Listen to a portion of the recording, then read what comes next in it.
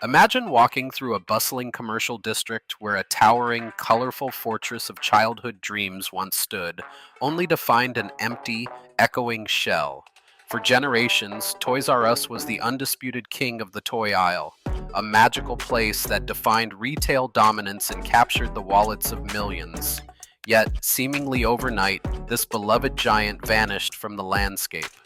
The rise and tragic fall of this retail empire is not just a story of changing consumer tastes, but a masterclass in strategic missteps, catastrophic financial engineering, and the lethal consequences of ignoring market evolution.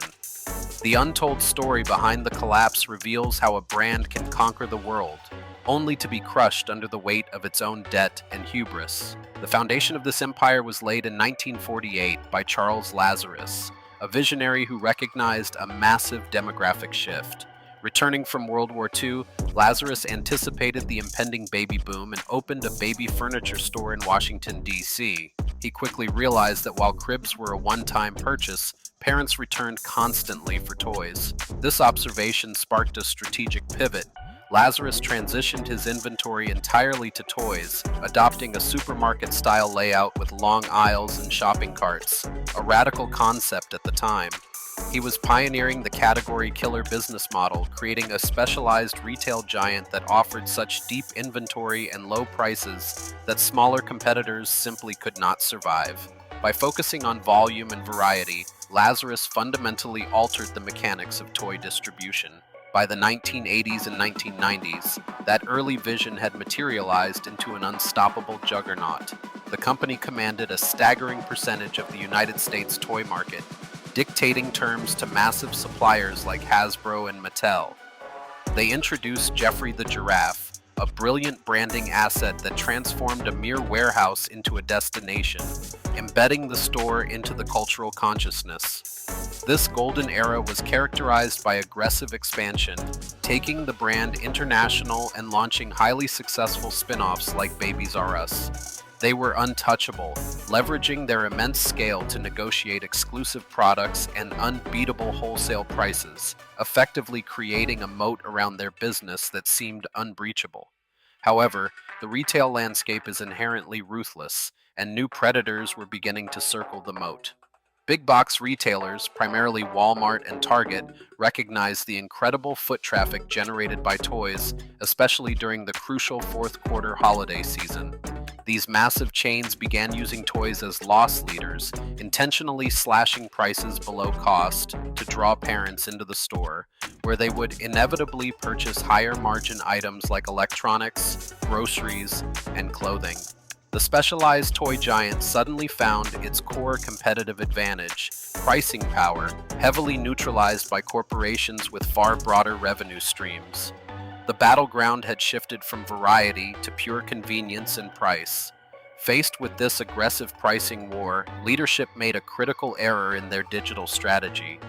As the internet began to reshape commerce in the late 1990s, the company launched its own website, but struggled immensely with fulfillment logistics, famously failing to deliver thousands of Christmas presents in 1999.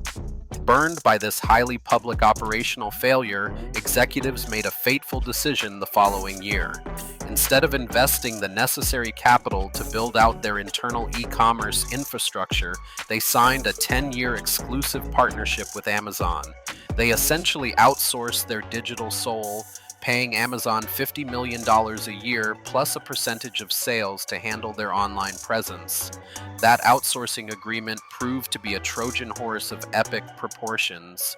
While it temporarily solved fulfillment headaches, it trained millions of loyal customers to bypass the colorful physical stores and shop directly on Amazon. Furthermore, Amazon eventually violated the strict exclusivity clause by allowing third-party toy sellers and rival merchants onto its platform, diluting the unique value proposition. This betrayal led to a bitter, protracted lawsuit initiated in 2004. Although the toy retailer eventually won the legal battle in a settlement in 2006, the strategic damage was irreversible. They had lost years of crucial digital development time, handing their customer search data, purchasing habits, and online market share to the very entity that would become their greatest existential threat. While digital missteps slowly eroded market share, a far more devastating storm was brewing in the boardroom. By 2005, the company was struggling with stagnant sales and a declining stock price, making it a prime target for Wall Street opportunists. A consortium of private equity firms, including Bain Capital, KKR, and real estate trust Vornado, executed a $6.6 billion leveraged buyout, taking the company private. In a leveraged buyout, the acquiring firms used the target company's own assets as collateral to secure the loans used to buy it. This financial maneuver, ostensibly meant to restructure and revitalize the brand away from the glaring eyes of public shareholders, instead strapped the company with an astronomical $5.3 billion in newly minted private equity debt. The sheer gravity of that financial burden immediately strangled the company's ability to operate effectively. To service the massive interest payments, which regularly exceeded $400 million annually, cash was aggressively diverted away from vital areas of the business. The vibrant, magical stores of the past began to decay. Floors went unpolished, lighting remained dim, inventory tracking systems became obsolete, and shelves were often disorganized. The customer experience, the single remaining advantage a physical retailer holds over an online competitor, was sacrificed on the altar of relentless debt service. Management was trapped in a vicious cycle of financial survival rather than strategic innovation. In the modern retail environment, survival requires constant reinvestment in omni-channel experiences, experiential store layouts, and competitive employee compensation to maintain high service standards. Yet every dollar earned was immediately siphoned off by the leveraged buyout debt. When executives desperately needed capital to revamp stores with interactive play areas or integrate seamless online to offline pickup systems, the corporate coffers were empty. They were fighting a 21st century retail war with 20th century infrastructure and a balance sheet bleeding cash. The echoes of those lean years followed them into the next decade, as the gap between their deteriorating physical footprint and the sleek efficiency of modern competitors widened into an insurmountable chasm.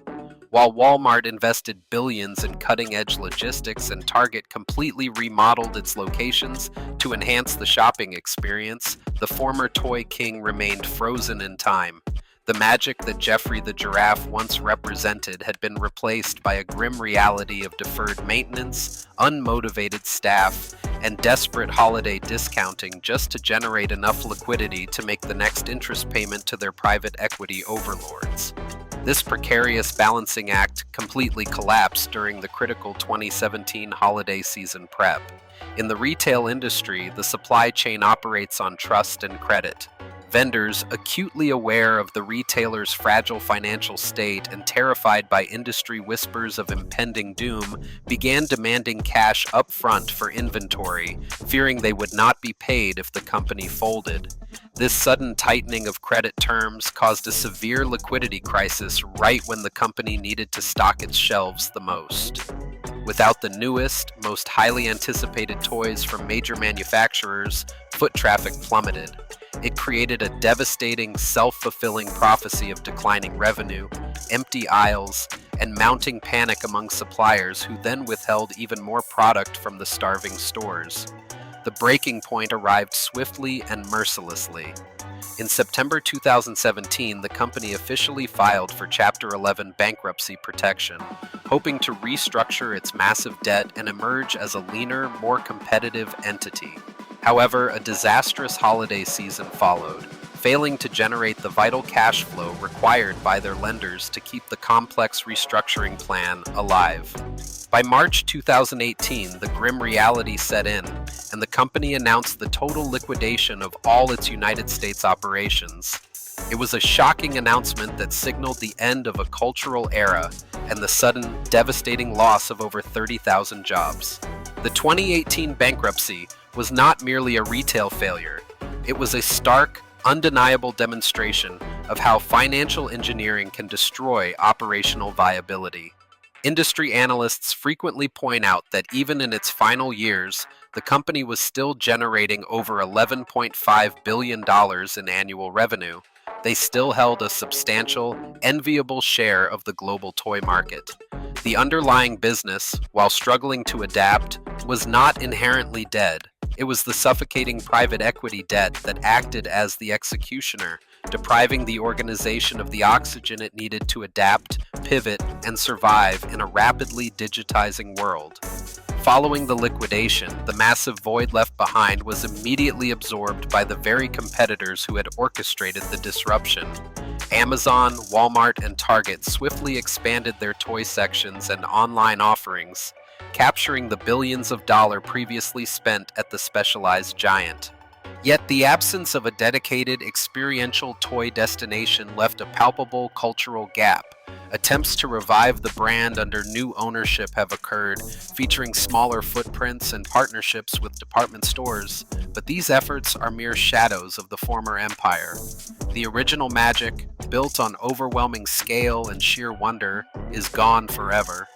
The tragic fall of this retail titan serves as a permanent cautionary blueprint for modern business leaders across all sectors. It illustrates perfectly that market dominance is never a permanent condition, but a temporary privilege that must be re-earned every single day through relentless innovation. When a company stops investing in its core product, when it outsources its digital future to a fierce rival, and when it allows aggressive financial restructuring to override the fundamental customer experience, it signs its own death warrant. The legacy of those empty stores is a brutal reminder of retail's unforgiving nature. Ultimately, the story of how a beloved brand could disappear so quickly forces every entrepreneur to examine their own balance sheets and strategic partnerships. It asks the hard questions about who truly controls the customer relationship and whether short-term financial maneuvers are mortgaging long-term survival. The giant may be gone, but the raw data and strategic lessons extracted from its collapse remain incredibly potent for anyone navigating the treacherous, ever-changing waters of modern commerce. Subscribe for more.